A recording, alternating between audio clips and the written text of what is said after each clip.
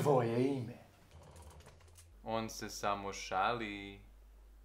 O njihovom imenu se radi. Reditelj Makoto Shinkai. Glavni likovi, Taki i Mitsuha. A njih tumače, to jest glasove im daju. Ko ume da izgovori. Ja ne umem da izgovorim. Radi se o dva tinejdžera koji stanuju u Japanu. Taki stanuje u Tokiju i studira arhitekturu, dakle možda već i nije tinejdžer. Taki stanuje u Tokiju, Taki stanuje u Tokiju. Mitsuha stanuje u jednom gradu pored Tokija i ide u srednju školu. I jednog dana se oni probude na to da su zauzeli mesto onog drugog. Samo se probude u telu onog drugog da bi se sljedećeg jutra već našli u svom telu.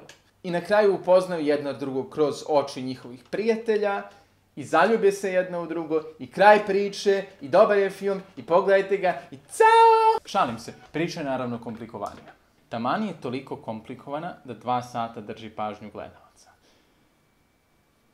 Ne uspeva svaki film to da uradi. Postoje mnogi filmovi ovog tipa koji počnu komplikovano i mislimo juj koliko je zanimljivo, koliko toga ima u ovom svetu. I onda odjednom samo se završi i sve se odjednom reši. A bilo je započeto 7 pitanja, a odjednom kada rešimo jedno pitanje se reše sva druga pitanja. I onda je dosadno. Onda nekako, ako je toliko lako, život nije toliko lak u stvarnosti, zar ne? Jedna stvar se reši, dobijemo još 2 koje moramo da rešimo nakon toga. I onda ok, ako su filmovi odslikavanja te stvarnosti koje mi živimo. Samim tim, komplikovan film, razumljiv film, ovaj film je itekako razumljiv, je slika naše komplikovane stvarnosti. Reditelj je u jednom intervjuu izjavio da je njegov cilj bio to da napravi film koji je zanimljiv i koji je zabavan. Uspeo je. Ovaj film nije poput Studentskog ručka. Ovaj film se sastoji iz više različitih jela. Imamo predjelo, imamo supu, imamo glavno jelo, imamo desert, imamo kafu posle, sve je ovde.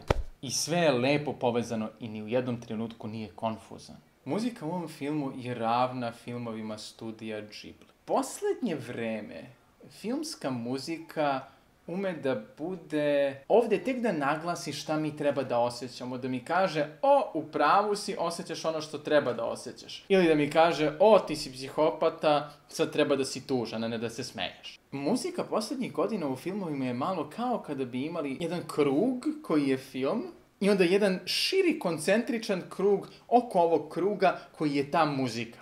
Dakle, ona ne dodaje filmu ništa novo, ona nas samo vodi kroz film i govori nam šta, kako, kada, gde tačno. A dobra filmska muzika može da uradi mnogo više od toga. Recimo, ja volim Harrya Pottera. U prvom dijelu Harrya Pottera kada njega stave u Gryffindor, muzika koju tu čujemo dan dan ta dan dan dan dan dan plus škripa je mnogo više od onoga što se u tom trenutku dešava. Jeste to super, jeste to velika stvar što se tada baš desilo, ali možda nije baš toliko grandiozno, ali postaje toliko grandiozno zato što muzika to tako čini.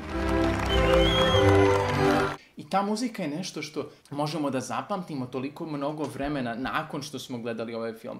Kanal Every Frame a Painting je napravio video koji dosta dobro govori o tome kakvu ulogu može da igra muzika u filmu, a kakvu ulogu ponekada ne igra u filmovima muzika. Muzika u ovom filmu je sve ono što ja mislim da ona treba da bude.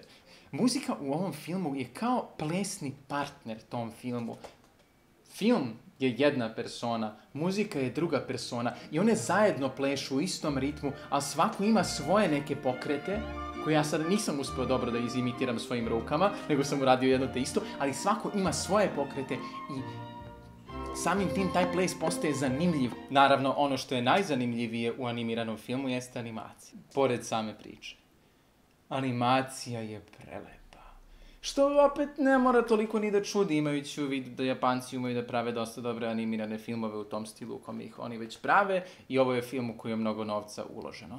Ali s druge strane, mislim da je važno naglasiti da u ovom filmu animacija posvećuje posebnu pažnju stvarima koje nisu toliko bitne, koje su sitnice. Jedno je kada animacija posveti jako veliku pažnju akcionim scenama gde nešto eksplodira i ne znam šta se sve dešava, a drugo je kada animacija posveti toliku pažnju čitavom ovom svetu, svemu što vidimo svugde. Film prikazuje dva sveta. Svet grada u kome stanuje Taki i svet sela u kome stanuje Mitsuha.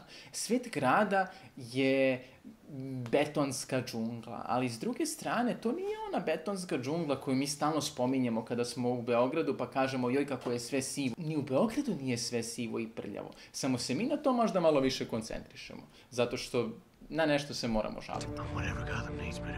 Ovaj film u meni osvešćuje koliko je lepo živeti u Beogradu i prikazuje veliki grad onakav kakav on u stvarnosti jeste, pored onoga ružnog. Zato što je grad istovremeno i lep i ružan. Ne postoje dve betonske ploče između kojih maslačak ne izraste. Ne postoji ni jedan siv moment u gradu, zato što je tu ili šarena rđa, ili je tu šarena nitrofarba kojom je ofarban neki metal. I pored svega toga, svugde u gradu postoji gomila zelenila koju mi biramo da ignorišemo zato što je možda neuredna ili je zapuštena, a nije kao francuska bašta lepo uravnoteženo, isfrizirano.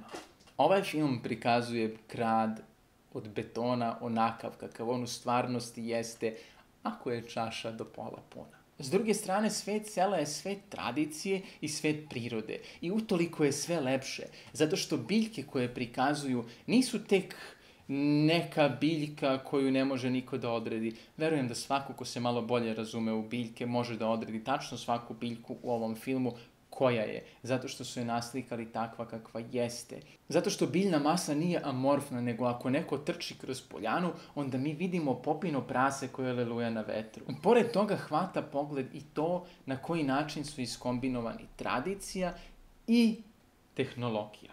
Grad je pun semafora, pun betona, pun znakova pored puta, svako ima mobilni telefon, svako gleda u svoj mobilni telefon. Zapadni filmovi često ignorišu ovih poslednjih godina mobilne telefone. Ili govore samo o mobilnim telefonima koliko nam uništavaju život, ili ignorišu postojanje novih mobilnih telefona. Niko ne vadi mobilni stalno iz džepa da proveri gde se nalazi ili da li mu je neko napisao poruku. U stvarnosti šta nas grize savest zato što stalno gledamo u mobilni telefon i onda zato to izostavljamo iz naše umetnosti da prikažemo sebe kako smo mi malo iznad toga. A to ne bi trebalo da bude tako. Ovaj film prikazuje jedno logično, pametno korištenje mobilnih telefona pored upotrebe grafitne olovke. S druge strane, prikazivanje tradicije. Tradicija jeste prikazana malo i kao nešto što je dekadentnost, ali je prikazana i kao nešto što ima vezu sa svetom koji je nadprirodan, koji niko ne zna da li postoji ili ne postoji.